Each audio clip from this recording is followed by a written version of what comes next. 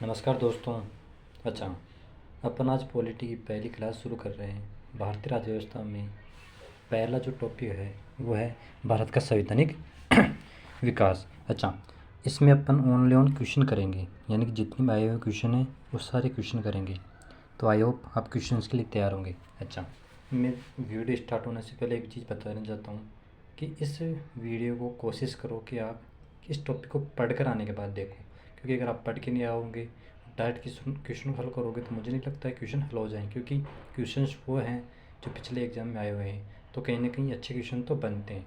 तो I hope कि आप लोग वो हैं जो कहीं ना कहीं टॉपिक पढ़कर आए हैं और उसके बाद में क्वेश्चन हल कर रहे हैं। अच्छा, आप लोगों के लिए मैंने एक काम और किया है कि अगर आपको लगता है ना कि क्वेश्चन तो मुझे आते हैं, मुझे डायरेक्ट हल करना है, तो आप एक काम करना, वीडियो को पॉज कर लेना और लास्ट में इसका आंसर दे रखें। देखो, ये लास्ट में आंसर है, यानी कि आप लास्ट में क्या आंसर देख सकते हैं, इनके आंसर क्या है। ठीक है, यानी कि वीडियो को पॉज कर लो, क्वेश्चन देख लो, लास्ट में जाके आंसर देख लो। तो ऐसे भी कर सकते हो। लेकिन अगर किसी को ये लगता है कि नहीं मुझे तो पूरा वीडियो देखना है, समझना है, तो आप वीडियो में बने रह सकते हैं। तो चलो शुरुआत करते हैं। अच्छा, पहला क्वेश्चन है, बी आर अम्बेडकर और महात्मा गांधी के मध्य सन 1932 में हस्ताक्षरित पूना समझौते में प्रावधान था। यानी कि जो गांधी जी और भीमराव अम्बेडकर के मध्य 1932 में पूना समझौता होता, उसमें क्या प्रावधान था, ये पूछा है। तो भाई ऑप्शन पढ़ो इसमें।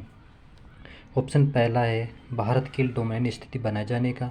दूसरा है मुसलमानों के लिए प्रत्येक निर्वाचन क्षेत्र का। तीसरा है हरिजनों के लिए प्रत्येक निर्वाचन क्षेत्र का।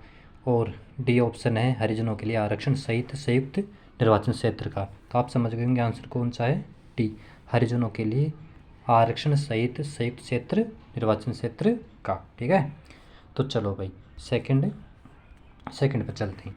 सेकंड क्वेश्चन क्या कह रहा है, वह कौन सा अधिनियम था जिसने भारत में सत्ता ब्रिटिश ईस्ट इंडिया कंपनी से ब्रिटिश क्राउन में स्थानांतरित की थी। कहने का मतलब है कि वह कौन सा अधिनियम था जिससे जो भारत की सत्ता थी वो ब्रिटिश ईस्ट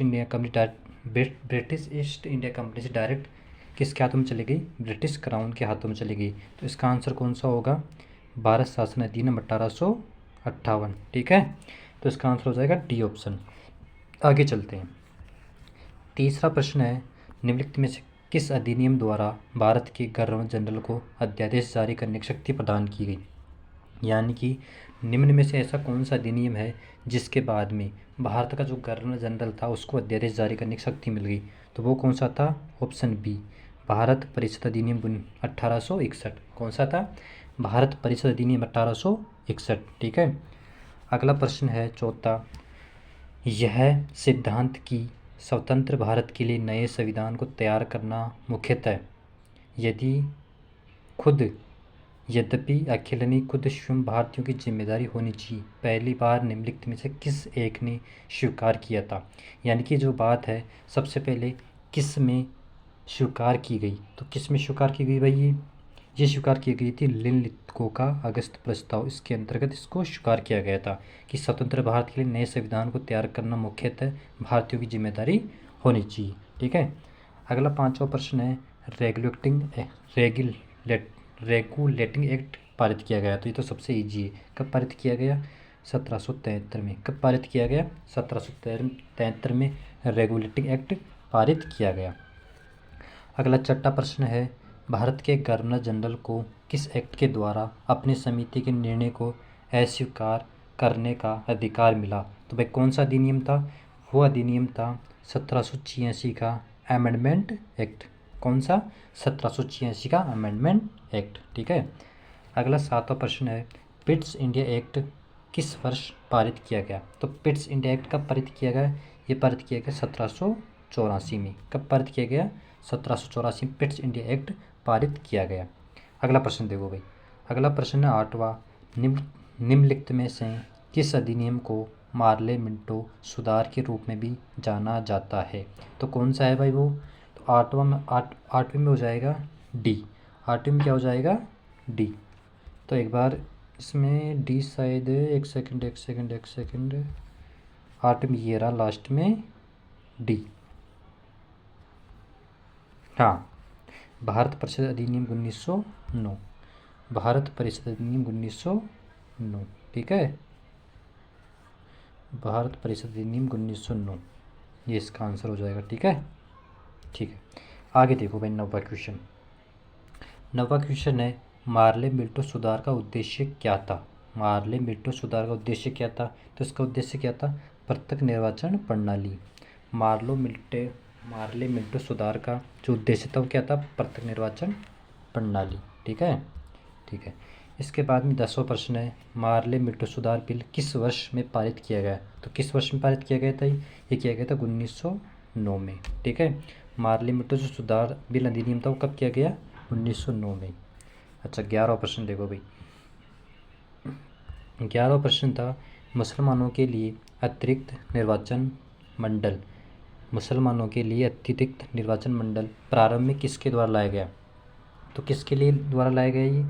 ये लाया गया था मार्ले मिल्टो अधिनियम 1909 के द्वारा ही मुसलमानों के लिए अतिरिक्त निर्वाचन मंडल प्रारंभ किया। किसके द्वारा? मार्ले मिल्टो सुधार अधिनियम 1909 के द्वारा। ठीक है, अगला है 12वां प्रश्न। 1909 के इंडियन काउंसिल एक्ट में किस बात की व्यवस्था की गई थी? यानी जो 1919 का इंडियन काउंसिल एक्ट था उसमें किसकी बात की गई थी? तो उसमें बात की गई थी सांप्रदायिक प्रतिनिधित्व की बात की गई थी। किसकी बात की गई थी? सांप्रदायिक प्रतिनिधित्व की बात की गई थी। ठीक है, अगला 13वां प्रश्न है, मोंटेग्यू चेम्सफोर्ड सुधार में प्रावधानों का सार था। मोंटेग्यू चेम्सफोर्ड सुधार में प्रावधानों का सार था। तो इसमें क्या हो जाएगा? ऑप्शन बी, राज्यों की स्वायत्तता की इसमें बात की गई थी। क्या की गई थी? राज्यों में स्वायत्तता की बात की गई थी। ठीक है, अगला 14वां प्रश्न है, 1946 का कैबिनेट मिशन 3 मंत्रियों से गठित था। निम्नलिखित में से कौन सा इसका सदस्य नहीं था? यानी कि जो 1946 में गठित कैबिनेट मिशन था उसमें 3 सदस्य थे, उनमें से एक ऐसा सदस्य जिसमें नहीं था, वो कौन है? तो भाई वो है ऑप्शन डी, लॉर्ड एम्ब्री। बाकी 3 कौन कौन सदस्य थे? Patrick Lawrence, Alexander, sir Stafford Cripps. Sir Stafford Cripps तो क्या थे? इसके अध्यक्ष ही थे। ठीक है, तो बाकी 3 सदस्यों पर 3 हो गए। अगला प्रश्न है 15वां, कैबिनेट मिशन योजना के विषय में कौन सा सही नहीं है? यानी कि 3 सही है और 1 गलत है, तो वो कौन सा गलत है? तो वो गलत है पाकिस्तान की स्वीकृति। कैबिनेट मिशन से संबंधित नहीं थी भाई पाकिस्तान की स्वीकृति। ठीक है, तो ये ऑप्शन हो जाएगा इसका गलत। बाकी तीनों सही है, कैबिनेट मिशन से संबंधित प्रांतीय समूहकरण, भारतीय सदस्यों वाला अंतरिम मंत्रिमंडल और संविधान निर्माण के अधिकार। ठीक है, अगला प्रश्न देखो भाई 16वां, भारत का संविधान लागू होने तक स्वतंत्रता के पश्चात इसका शासन किसके अंतर्गत चलाया गया? तो किसके अंतर्गत चलाया गया जब तक स्वतंत्र नहीं हुआ? 1935 के भारत शासन अधिनियम के अनुसार। बिल्कुल, 1935 के भारत शासन अधिनियम के अनुसार ही भारत का संविधान लागू होने तक स्वतंत्रता के पश्चात चलाया गया। ठीक है, ओके। 17वां प्रश्न है, भारतीयों को वर्ष 1947 में सार्वभौम सत्ता सौंपने की योजना निम्नलिखित में से किस नाम से जानी जाती है? तो किस नाम से थी? लॉर्ड माउंटबेटन योजना। सॉरी, क्या था option? Option C, lord Mountbatten योजना। ओके, अच्छा, अगला प्रश्न है, निम्नलिखित में से गलत बताना है कि ऐसा कौन सा है जो गलत मिसमैच हुआ है। पहला है मार्ले मिल्टो सुधार सांप्रदायिक प्रतिनिधित्व, ये तो बिल्कुल सही है। दूसरा है भारत शासन अधिनियम 1965, इसके अंतर्गत दिया गया स्वशासन, तो ये भी क्या हो गया? सही है।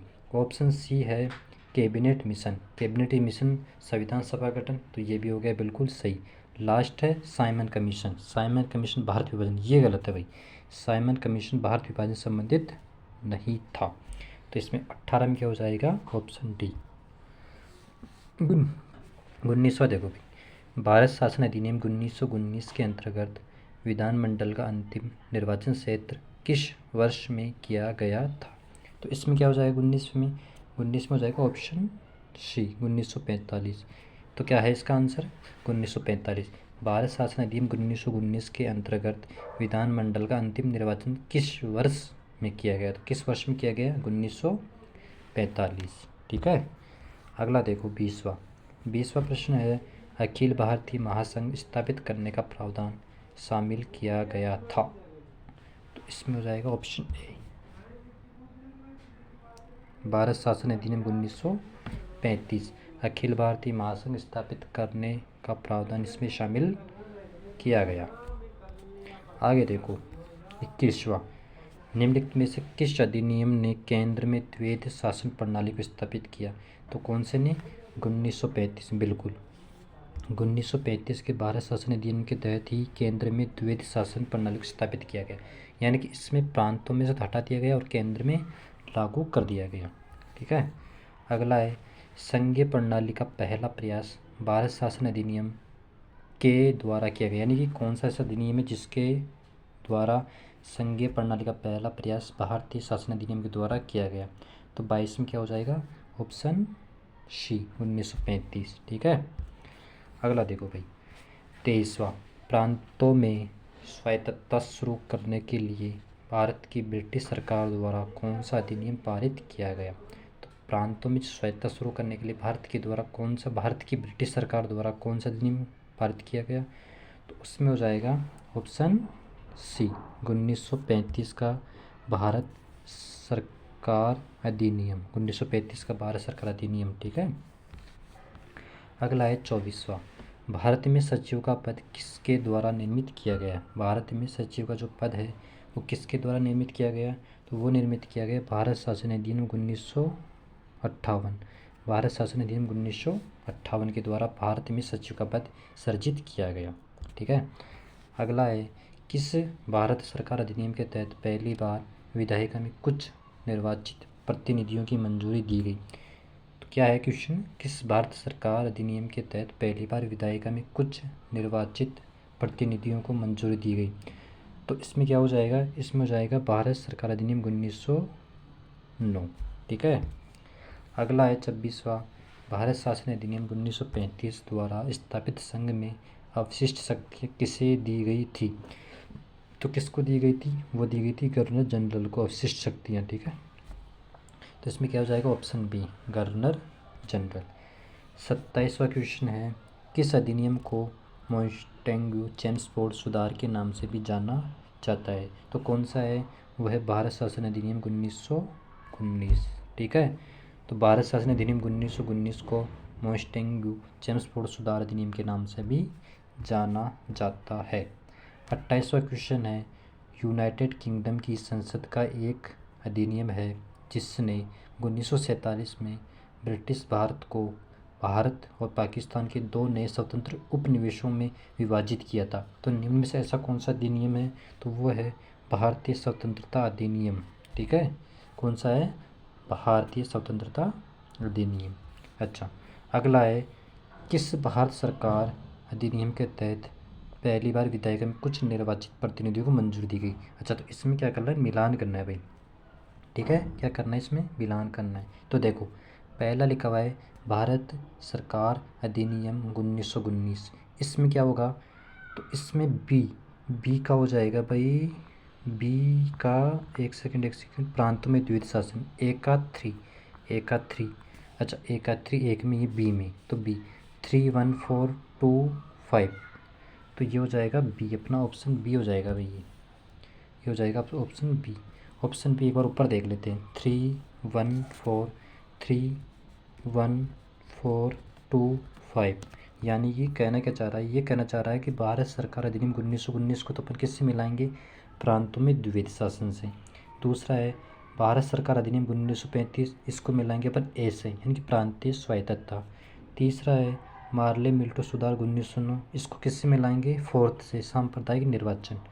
बाकी बचा डी भारत परिषद अधिनियम 1866, इसको मिलाएंगे बस सती प्रथा का अंत से। लास्ट है ई भारत सरकार अधिनियम 1858, इसमें क्या जाएगा? ब्रिटिश शासन शक्ति में आया, तो इसका लास्ट वाला हो जाएगा। तो आंसर कौन सा हो जाएगा? Answer B. ठीक है। ओके, लास्ट क्वेश्चन है